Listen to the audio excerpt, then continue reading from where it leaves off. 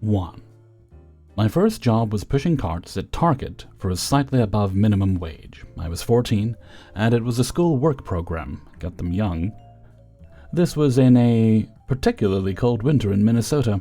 It was regularly minus 20 Fahrenheit, not including wind chill. When I started, they had 2 people pushing carts, and we were able to keep up okay, although it was fast-paced.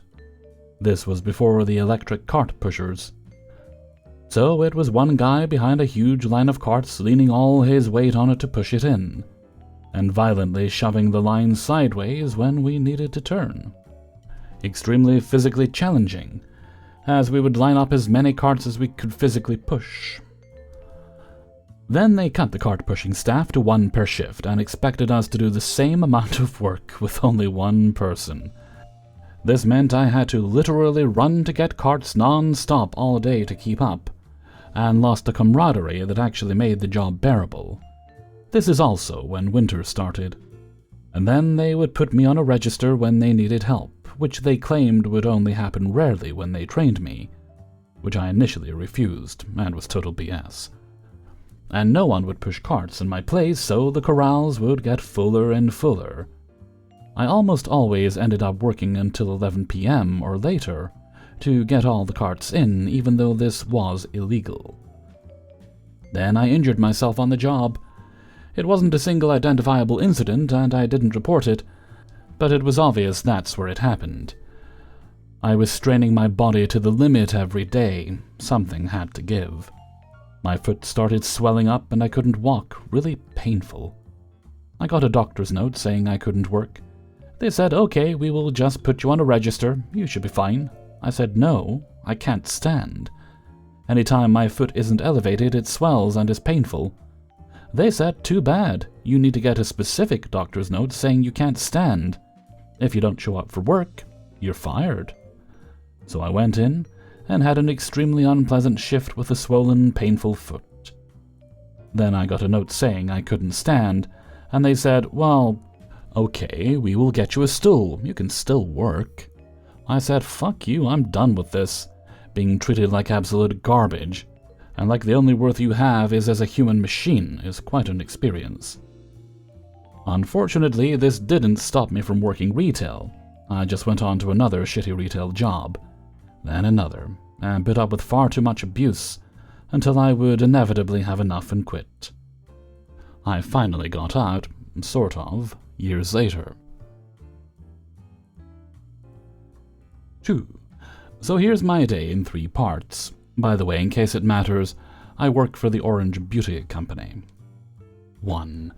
Before I even clocked in, I was in my car jamming to my music and eating my snack when I look over across the parking lot and see my overbearing grandfather. He is lovely for supporting me, but has an awful case of being too involved sometimes. To be fair, he did tell me he would do this at some point, but I didn't know when and was not prepared. He and his girlfriend spent 2 hours there with me helping them. I thought for sure I'd get in trouble for this, so I was immediately stressed. But it turns out this was okay with management. But I didn't know until hours later. 2. At the tail end of my Gramps and his girlfriend being there, he cornered 2 of my managers asking about my 401k and health benefits. Huge violation, and they obviously couldn't tell him anything specific. I saw the look in their eyes, and was right behind him mouthing, "I'm so sorry." And they appeased him with non-specific answers. He asked if I had room to move up, which they said, yes, I do indeed, but he is well aware that I don't plan on making a career out of this job, so I am not sure why he did that. Plus, I couldn't say that in front of my managers. 3. The coup de grace. For context, we sometimes have outside vendors come in, so though this person is not technically my coworker, I see them often and I find them personable and nice so far. Also, I usually eat garbage food on my lunch breaks because that's all that's near my place of work, and I've gained a little weight, though I'm still quite small. This vendor approached me and asked if I was pregnant, which I tried my best to casually laugh off and simply said, "Oh, no." 'Twas not enough for this otherwise lovely Eastern European lady, only specifying because that's a huge deal for them.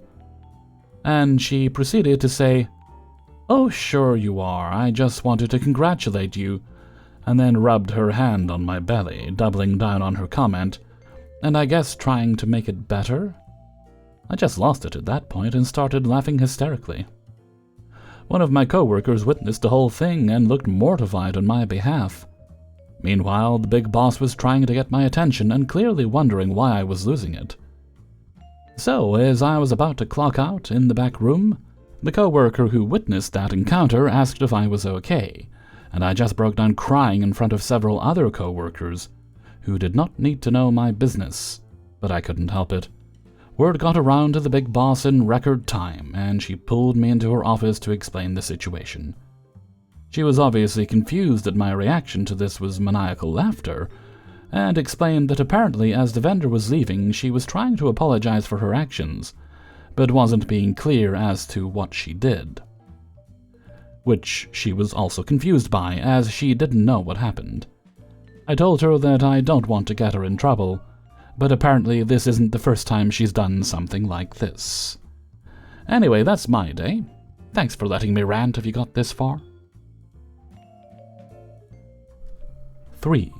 For some context, I work in a store where it only has card self-checkouts. Cash can be paid, but only when you ask us to help. The counter is usually closed. And we're planning on changing to cash and card self-checkouts in a month. My main job is to watch customers pay the money, because we don't have those scanners that beep when the customer shoplifts. Help customers who have issues with the self-checkout machines, and clean and maintain our own areas in the store. There was a customer, an old lady with at least 50 items with her.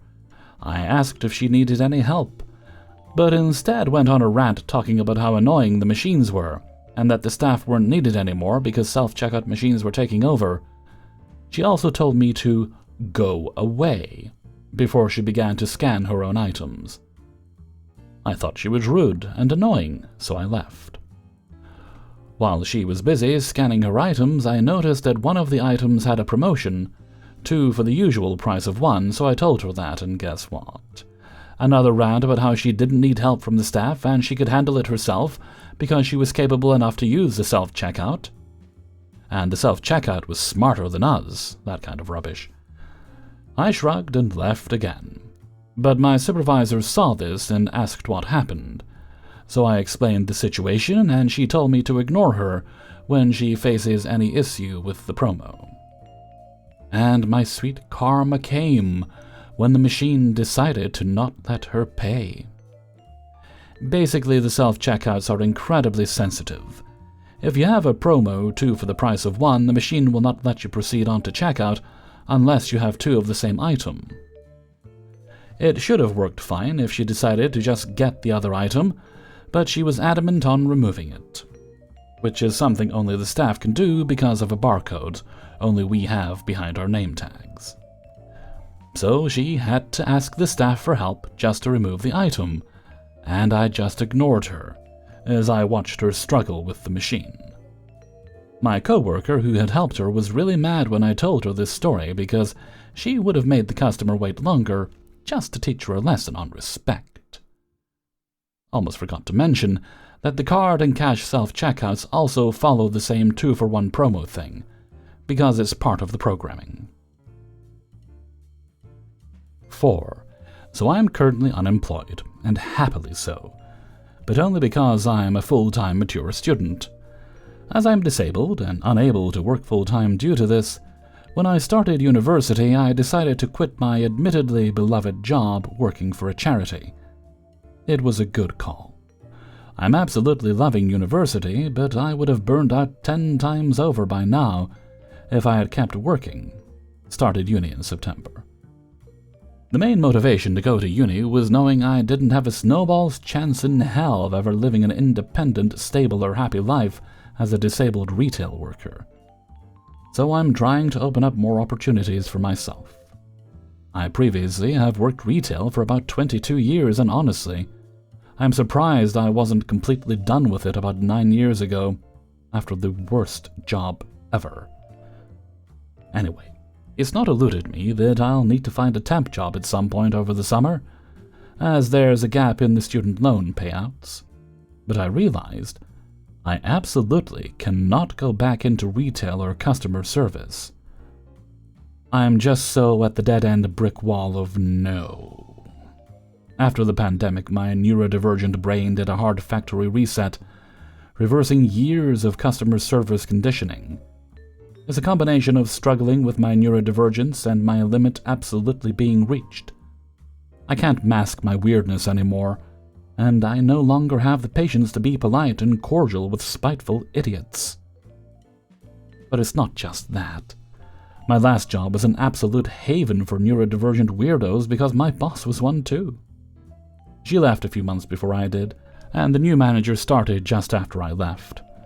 This bitch made up a whole bunch of false and ludicrous allegations against the assistant manager, a close friend, and someone I worked with for 2.5 years, and he was sacked.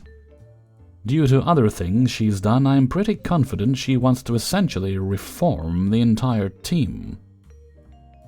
And hire people she already knew. Just knowing how she's been treating the volunteers, I also think if I hadn't quit my own job, she would have tried the same shit on me. Is heartbreaking and enraging. I'm done with the mind games and the toxicity that retail work environments encourage. I'm sure it occurs in other jobs too, but anyone who worked for a retail company could probably confirm it's ripe for bullying and mind-fuckery across the board. Anytime a job in a shop got comfortable and lovely, it was absolutely only temporary. I've been the target of bullying and discrimination in other jobs too. I even lost one due to my disability, not that I can prove it. The fact that almost all cashiers can recount at least one instance of a customer or coworker reducing them to tears says more than enough. So I've decided. I know some people will think I'm being up myself, or think I'm too good for these jobs, or that I'm a silly little girl, or whatever. I'm approaching middle age, but I just won't and can't do it anymore. I live every day in pain. I live every day with a brain that's like a litter of liquid kittens. Every day is hard enough work. I think deciding not to torture myself further is just looking out for my well-being. Fortunately, I have a few NHS friends who tell me admin, reception, etc. jobs pop up frequently at their hospital, so I'm hoping to find another temp job. And I'll be applying for PIP soon, when I have the spoons for it. 5. It genuinely disgusts me, disposing of thousands of dollars worth of brand new, unopened, perfectly good products that could be used by hundreds of less fortunate people for years on end. Down the drain and in the garbage, purposely defacing labels and damaging merchandise before tossing them out so that, God forbid, dumpster divers come and snatch it up. Oh, and it's company policy not to donate anything either. Obviously. Wouldn't want the poors ruining their brand image. All the while spewing green-washed bullshit propaganda printed on pretty green and earth tone signage that get thrown in the garbage at the end of each season, and how they're committed to sustainability and now offer eco-friendly packaging for the planet in mind. A graphic designer is getting paid pretty pennies for some prettily packaged horseshit. We're like vultures as soon as someone walks into the store, and no asking yes or no questions because we don't take no for an answer. Oh, you're just browsing? Cool. Well, let me just continue invading your personal space a little more, while I subject you to my memorialized spiel about our super exciting and awesome daily deals. And then keep asking you more questions. Have social anxiety? Sucks to be you. Then, when you get up to cash, we're going to tell you to give us your email so you can get absolutely bombarded by over a dozen emails a week, with cringe emoji-laden titles about how it's your last chance this deal ends today. No, not ask nicely with a hint of humble curiosity. We're gonna hold your bag of stuff, receipt and coupon hostage, and say something like, and I'm just gonna take your email. And if you understandably decline, which you should do, don't give the Borg your info. We're told to mention that you'll get lots of cool incentives if you do. Like you wouldn't have already known that, you fucking idiot. What you don't know is that there's this magic percentage of emails we're required to capture per day, because it's how we drive traffic and boost our conversion in sales. And better sales means more hours for you. And because if we don't, we get talked to about our performance.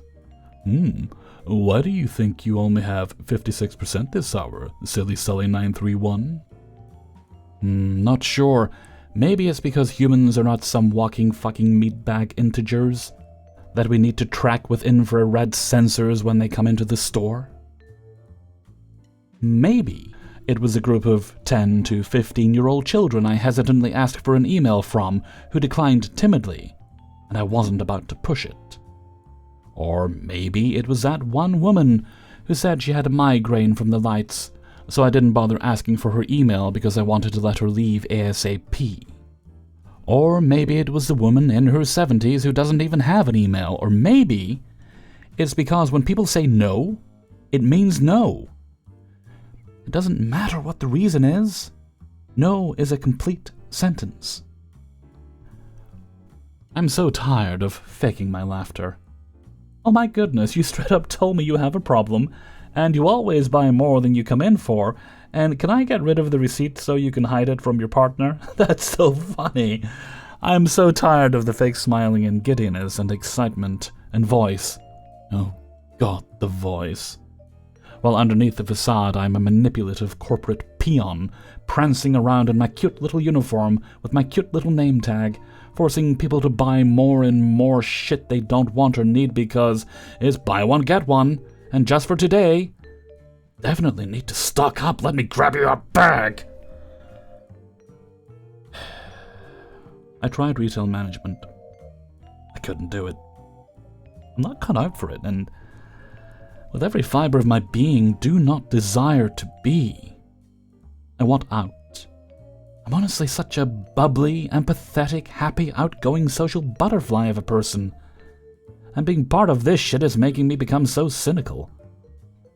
I feel like being my authentic self with the values that I have is utterly incompatible with this industry. I feel like I'm the crazy one, like nobody else sees it, or they see it but they don't care or don't want to care, or that they're not allowed to care. Cheering and celebrating things like someone won the lottery. I get more joy from being my cat's slave and scooping his shit. All that to say, I genuinely enjoy helping people who want to be helped. Find something they absolutely love and hearing, I can't thank you enough. It really, truly does make my day. I crave those genuine moments of interaction. They fuel me. They're the only moments that feel real. I walk through the mall now, and every sale and clearance and buy now sign has become visual garbage or an attack on my psyche. I hate it. I'm just tired. I love my team with all my heart, but I can't wait to fucking leave. The emails thing alone makes me want to quit, straight up. I think my belated New Year's resolution is to be out of here by the time I'm married. Which is soon.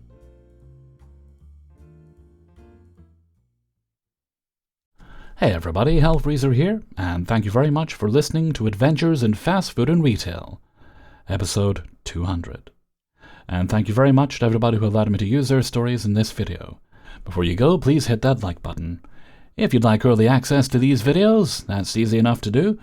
Just hit the Patreon link in the description, sign up there, support me for as little as $1 or more a month if you would like. You'll also find a link to the Hellfreezer Teespring store. And if you really like today's video and you insist, you can leave a tip by clicking on the heart with the $sign in the middle underneath the video. You don't have to do any of that. Videos are here for you regardless, but I really do appreciate it when you do, so thank you kindly. Alrighty, I don't think we've any other business today, so let's move right along to Hellfreezer's question of the day. And today's question is, Do you see yourself being in the same place next year? Either living in the same place, the same job? Are you content and just want things to keep going as they are? Or are you hoping to make a change? I certainly am hoping to make a change. I'm hoping to improve productivity, improve popularity, all that sort of thing, and get into other avenues of voice acting. That's always on the horizon for me. So hopefully within a year I'll have made some progress in that. So why don't you let me know what you think in a comment below. And before we go, we'll have the answer of the day from a previous video. And this question was in relation to how much pizza is too much pizza. And today's answer comes from Lauren. Most gluten-free pizzas come in either 12-inch or 14-inch crusts that are as thick as a matzo. Frozen is a 12-inch pepperoni, which I can eat all of. Takeout is a 14-inch with chicken and bacon, and I eat half. Thank you very much for your answer, Lauren. And yes on the chicken and bacon. Add mushrooms. Barbecue sauce on the base. Num num num. And with that, I'm going to head off for now. So until next time, thank you very much for listening, and take very good care of yourself.